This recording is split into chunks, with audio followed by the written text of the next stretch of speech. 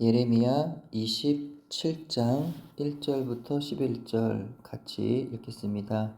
유다의 왕 요시야의 아들 여호야김이 다스리기 시작할 때에 여호와께서 말씀으로 예레미야에게 임하시니라. 여호와께서 이와 같이 내게 말씀하시되 너는 줄과 멍에를 만들어 내 목에 걸고 유다의 왕 시드기야를 보러 예루살렘에 온 사신들의 손에도 그것을 주어 에돔의 왕과 모압의 왕과 암몬 자손의 왕과 두로의 왕과 시돈의 왕에게 보내며 그들에게 명령하여 그들의 주에게 말하게 하기를 만군의 여호와 이스라엘의 하나님께서 이와 같이 말씀하시되 너희는 너희의 주에게 이같이 전하라. 나는 내 큰 능력과 나의 쳐든 팔로 땅과 지상에 있는 사람과 짐승들을 만들고 내가 보기에 옳은 사람에게 그것을 주었노라. 이제 내가 이 모든 땅을 내 종 바빌론의 왕 느부갓네살의 손에 주고 또 들짐승들을 그에게 주어서 섬기게 하였나니 모든 나라가 그와 그의 아들과 손자를 그 땅의 기한이 이르기까지 섬기리라. 또한 많은 나라들과 큰 왕들이 그 자신을 섬기리라. 여호와의 말씀이니라. 바빌론의 왕 느부갓네살을 섬기지 아니하며 그 목으로 바빌론의 왕의 멍에를 매지 아니하는 백성과 나라는 내가 그들이 멸망하기까지 칼과 기근과 전염병으로 그 민족을 벌하리라. 너희는 너희 선지자나 복술가나 꿈꾸는 자나 술사나 요술자가 이르기를 너희가 바빌론의 왕을 섬기게 되지 아니하리라 하여도 너희는 듣지 말라. 그들은 너희에게 거짓을 예언하여 너희가 너희 땅에서 멀리 떠나게 하며 또 내가 너희를 몰아내게 하며 너희를 멸망하게 하느니라. 그러나 그 목으로 바빌론의 왕의 멍에를 메고 그를 섬기는 나라는 내가 그들을 그 땅에 물러 밭을 갈며 거기서 살게 하리라 하셨다 하라. 여호와의 말씀이니라 하시니라. 아멘. 유다의 마지막 3명의 왕은 모두 요시야 왕의 아들과 손자입니다. 18대 왕은 여호야김으로 요시야의 첫째 아들이고 19대 왕은 여호야긴으로 요시야의 손자이며 마지막 20대 왕은 시드기야로 요시야의 셋째 아들입니다. 본문 1절 말씀은 유다의 왕 요시야의 아들 여호야김이 다스리기 시작할 때라고 말하며 여호야김의 시대임을 밝히고 있습니다. 그러나 본문 3절과 12절 그리고 28장 1절을 보면 여호야김이 아닌 유다의 마지막 왕인 시드기야의 이야기로 진행이 되고 있기에 오늘 본문 말씀은 여호야김이 아니라 시드기야의 통치 시대로 보는 것이 적절합니다. 시리아 역과 어떤 히브리어 사본들은 1절의 왕을 시드기야로 기록하고 있습니다. 가장 오래된 헬라어 번역판인 70인 역의 경우는 1절을 아예 생략하고 있습니다. 많은 주석가들에 의하면 본절의 경우는 필사자의 실수로 잘못 필사된 것으로 시드기야가 옳은 것이라고 주장하고 있습니다. 오늘 본문의 내용은 여호와 하나님의 말씀을 들은 예레미야가 유다 백성들에게 그 말씀을 전하는 내용입니다. 그동안 거짓 선지자들의 말을 따라왔던 유다 백성들은 예레미야를 오히려 거짓 선지자 취급하며 죽이려고 하였지만 그럼에도 불구하고 예레미야는요 여전히 하나님의 말씀을 전하고 있습니다. 근데 역시나 예레미야가 전하는 하나님의 말씀은 그들의 생각과는 너무나 달랐던 것이죠. 우리는 하나님을 선하신 분이라고 생각합니다. 하지만 때때로 우리가 기대하며 드리는 기도에 대한 하나님의 응답과 행하신 일들을 볼 때 이해할 수 없는 경우가 간혹 있습니다. 분명히 악한 자임에도 불구하고 하나님께서 그를 벌하시지 않더라는 거죠. 오히려 형통하게 하시는 것처럼 보일 때가 있더라는 겁니다. 심지어 오늘의 본문에서와 같이 그 악한 자를 들어서 사용하시는 경우마저 있습니다. 하나님은 예레미야에게 한 가지 상징적이고 예언적인 행동을 하라 명령하십니다. 줄과 멍에를 만들어 목에 걸으라 하십니다. 또한 그와 같은 줄과 멍에를 예루살렘에 온 여러 왕들의 사신들에게도 주어서 그들에게도 메시지를 그들의 왕에게 전하게 하십니다. 그 메시지는요, 바로 모든 땅을 바벨론 왕에게 주었으니 멍에를 메고 바벨론 왕을 섬기는 나라는 살겠지만 바벨론 왕을 섬기지 않는 나라는 멸망하리라 라는 것이었습니다. 당시 유다의 왕 시드기야를 보기 위하여 에돔과 모압과 암몬과 두로 그리고 시돈까지 5나라의 사신들이 모여 있었습니다. 이들이 모인 이유는요, 바벨론의 왕을 대항하여서 연합전선을 형성하기 위함이었습니다. 이러한 모임 가운데 예레미야가 나타난 거예요. 그래서 멍에를 사신들에게 전하여 주면서 각 나라의 왕 그들에게 하나님의 말씀을 전했던 것이고, 그 메시지가 바로 바벨론과 대적하면 안 된다라는 겁니다. 바벨론하고 대적할 것이 아니라 그 바벨론의 통치를 받으라는 것이었습니다. 그리고 예레미야는 거짓 선지자들에 대해 경계할 것을 이어서 말합니다. 거짓 선지자들은 유다가 바벨론의 왕을 섬기게 되지 않을 것이라고 하는 듣기 좋은 말을 하면서 시드기야와 백성들의 마음을 미혹시키고 있었습니다. 거짓 선지자들은 하나님께 간구하지 않고 자신들의 생각이나 혹은 사람들이 듣기 좋은 말을 하면서 많은 백성들을 미혹했던 거죠. 하지만 유다가 지금 귀 기울여야 하는 것은 거짓 선지자들의 듣기 좋은 말이 아닌 예레미야를 통하여 전해지는 하나님의 말씀이었습니다. 우리의 삶 속에서도 하나님의 말씀과 거짓 선지자들의 말이 동시에 들려올 때가 분명히 있을 것입니다. 비록 거짓 선지자는 아니더라도 심지어 많은 사람들이 존경하는 하나님의 사람이라도 하나님 말씀을 실수로 또는 자기 감정에 휩싸여서 잘못 전하는 사람도 있을 것입니다. 따라서 우리는요, 무조건 그들의 모든 영적이라는 말들을 덮어놓고 믿어서는 안 됩니다. 나 자신이 영적으로 바르게 분별하지 아니하고 그들을 그렇게 따라가서는 안 된다는 겁니다. 구약의 열왕기상 13장에 등장하는 유다의 한 선지자가 하나님의 명령에 따라 베델에서 여로보암과 그의 제단을 향하여 재앙을 선포하고 돌아가는 길에 베델의 한 늙은 선지자를 만나게 됩니다.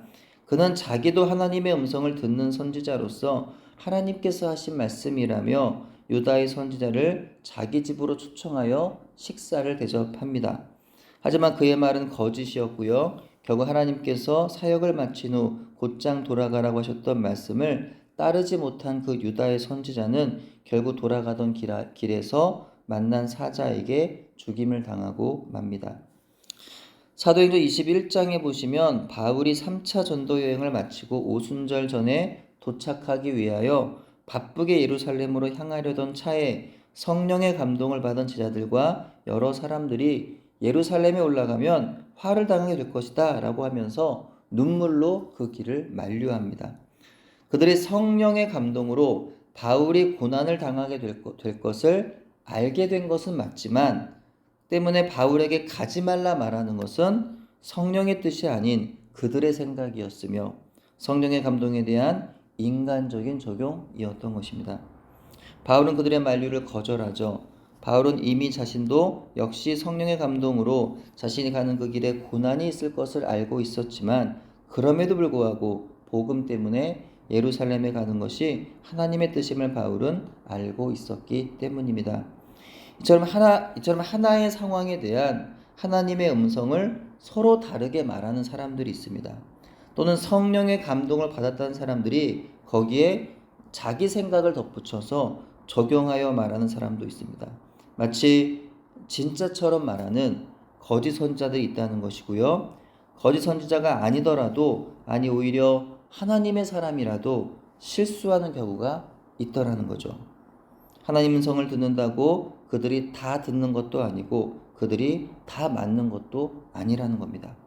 따라서 그들이 아닌 내가 스스로 하나님의 음성을 들을 줄 알아야 한다는 거예요. 그러므로 무조건 그들의 말을 따라서는 안 됩니다.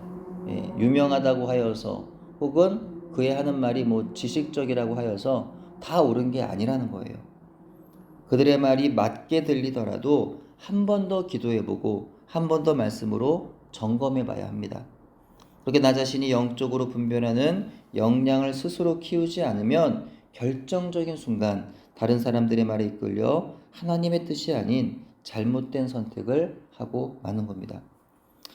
하나님의 뜻을 그러면 어떻게 분별할 수 있을까요? 먼저는 성경이 기본입니다. 그리고 하나님께서 나에게 주신 사명이 기본입니다. 그리고 하나님의 성품이 기본입니다. 성경적으로 건강한 선택이어야 하고 하나님께서 부르신 사명을 향한 선택이어야 하며 사람의 생명을 살리기 원하시고 공동체의 질서를 세우시기를 원하시는 하나님의 성품에 합당한 선택이어야 합니다. 이 세 가지 기본에 있어서 잘 점검해보고 선택한다면 우린 거짓 선지자나 다른 누군가의 잘못된 이끌림에 넘어가지 않을 수 있는 겁니다. 예레미야 시대 유다 백성들의 경우에도 사실 듣기에는요 누구나 거짓 선지자들의 말이 옳게 들렸을 겁니다. 유다 백성들이라면 어느 누구도 여호와의 성전이 이방인들의 왕과 적군에 의하여 파괴될 것이라고는 믿지 않았을 것이기 때문이죠. 하지만 언제나 문제는 하나님의 생각과 사람의 생각이 다르다는 데 있습니다. 이사야 55장 8절입니다. 이는 내 생각이 너희의 생각과 다르며 내 길은 너희의 길과 다름이니라 여호와의 말씀이니라. 이 말씀 앞에 우리는 항상 겸손해야 합니다. 자기 신앙을 자신하거나 자랑하지 말아야 합니다. 왜냐하면 언제든지 나도 하나님 말씀을 오해할 수 있고 거역할 수 있는 가능성을 가진 죄인이기 때문이죠.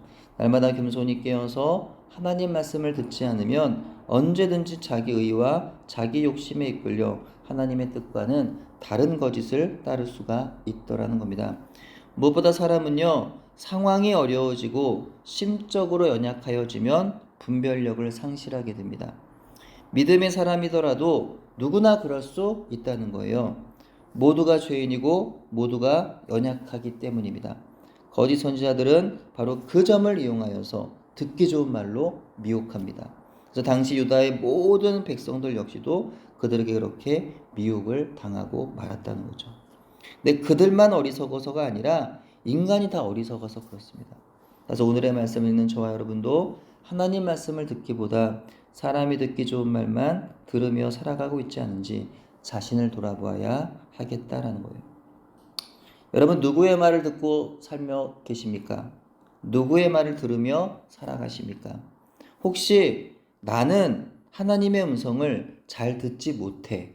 난 하나님의 음성을 듣는 것이 조금 약해. 나는 하나님의 음성을 잘 듣지를 못하는 사람이라는 생각에 내가 아닌 다른 영적이란 누군가에게 나의 갈 길을 물어보며 의지하진 않습니까? 우리가 물론 믿음의 동력자들의 말에 귀를 기울이고 교회 공동체의 권면에 귀를 기울여야 합니다. 하지만 그들의 말을 의지하며 분별 없이 따라서 안 된다는 거예요. 왜냐하면 그들이 다 맞을 수 없고 그들도 틀릴 수가 있기 때문입니다. 그래서 가장 중요한 건 내가 들을 줄 알아야 돼요. 내게 주신 하나님 말씀이 무엇인가 하는 것을 내가 끊임없이 하나님께 물으면서 내가 하나님 음성 듣기와 하나님 뜻 분별하기 능력을 내가 키워나가야 한다는 겁니다. 우리 영적 전쟁이 치열한 세상을 살아가고 있습니다. 지금은 평화로워 보일지 모르지만 상황이 조금만 어려워지면 마귀는 그 틈을 타고 공격할 겁니다. 조금만 내 믿음이 약하여지면 그 틈을 타고 유혹해 들어올 것입니다. 조금이라도 영적으로 지금 내가 바로 서 있다고 한다면 지금 그래도 상황이 나쁘지 않고 하나님의 은혜를 내가 누리면서 지금 살아가고 있다면 바로 지금 하나님의 음성, 하나님 말씀을 듣는 역량을 키워나가는 저와 여러분 되어야 하는 줄로 믿습니다. 오늘 하루의 삶에서 세상에 듣기 좋은 소리에 귀를 기울이지 않기를 바랍니다. 오늘 하루의 삶에서 하나님의 말씀에 귀를 기울이며 살아가는 저와 여러분 되기를 간절히 소원합니다. 기도합니다. 하나님 아버지, 우리가 하나님의 말씀에 귀를 기울이는 것이 아니라 세상에 듣기 좋은 말들만 골라 들으면서 신앙생활했던 날들을 용서하여 주시옵소서. 우리의 삶 속에서 말씀으로 다듬어져야 할 부분들이 있다면 그것에 순종하며 나아가게 하여 주시고, 필요를 위하여 간구하는 것이 아닌 하나님의 뜻에 따라 간구하는 저희들 되도록 인도해 주옵소서. 날마다 치열하여져 가는 영적 전쟁의 한복판에서 오직 말씀 위에 서게 하여 주시고, 하나님의 나를 부르신 사명을 결코 잊지 않게 하시며, 하나님의 성품에 따라 사람의 생명을 살리고 공동체 질서를 소중히 여기는 우리 모두가 되게 하옵소서. 이와 같이 하나님의 뜻을 분별함으로 하나님의 뜻을 이루는 우리 인생이 되도록 은혜 베풀어 주옵소서. 예수님 이름으로 기도합니다. 아멘.